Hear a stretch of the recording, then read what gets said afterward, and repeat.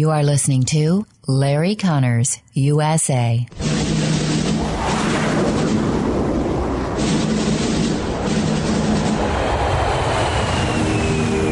You want answers? I think I'm entitled. You want answers? I want the truth! You can't handle the truth!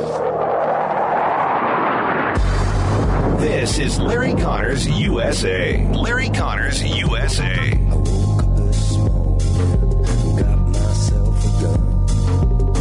Mama always said I'd be the chosen one.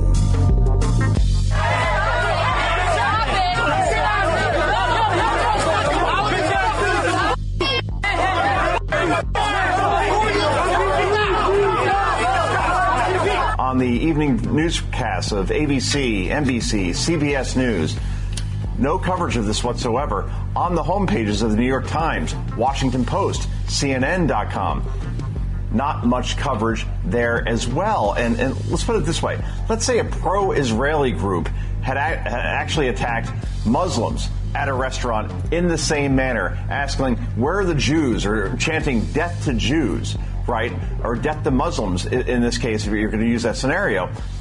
You would think that that would be covered extensively, as it should, because this is being investigated now as a hate crime. And there's no doubt it is a hate crime. This is May 24, 2021. The noise you were hearing in the beginning, and Quentin did a great job of editing out some words we prefer not to get on the air.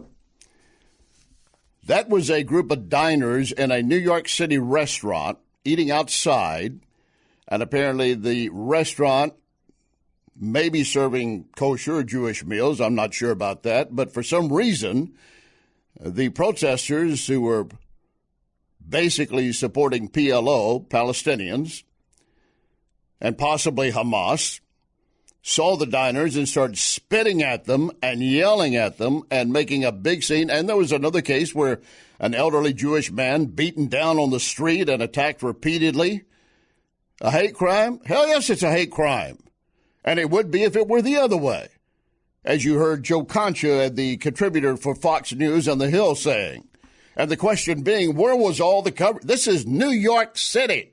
There are plenty of news reports available, news stations, publications, and they all are, well, they're all liberal. That's the key. That's the key. And they don't want to be against the woke culture. And where are our Jewish Congress members? Senator Chuck Schumer, pretty much silent. And, of course, you've got kind of a tepid response from Congresswomen Omar and Tlaib, who have been vocal anti-Semite repeatedly. We've had according to the Anti-Defamation League, 193 reports of anti-Semitic attacks last week, 131 the week before, and there has not been a lot of coverage. If it were reversed, you know there would be additional coverage, excessive coverage, wall-to-wall coverage.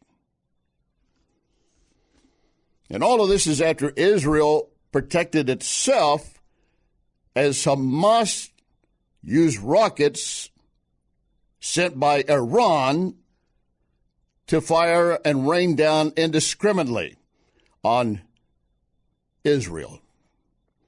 And, of course, when Israel tries to do a target precision strike, well, they're going to find those rocket launchers in the midst of civilian populations, because that's where the cowards like to hide, behind the children and the dresses of the women.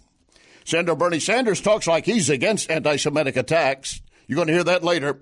But he still blames the U.S. for selling weapons to protect itself from Hamas and basically says the U.S. is responsible for killing kids in the Gaza. He doesn't say word one about Hamas and the PLO responsible and Iran for killing children in Israel. Not one word. Biden? You're not going to get anything from Biden or this administration. They are so sold out, tied to the woke culture, they are afraid to take a breath without asking first, can I breathe? And, of course, they might still want to put the mask back on. By the way, speaking of that, Dr. Anthony Fake is out again. You remember what he said, you don't need masks? Oh, you need masks. Maybe you need two. And then about the origin of the COVID, it's not anything to do with the lab. It has came from the wet market. Now he's saying, I don't know. You don't know. He's totally clueless. How many sexes do you think there are? How many genders? Well, a Duke University professor says there are only 2, and for that he got fired. We're going to get into that story. And then, of course, the report that came down while I was off that the Chicago mayor said no more interviews given to white reporters. Imagine if a mayor had said no more interviews to any black reporters. And then riddle me this. What happens when you defund police? An incident in St. Louis over the weekend is a perfect example. Thank God no one got hurt. Lock and load. Ready on the right.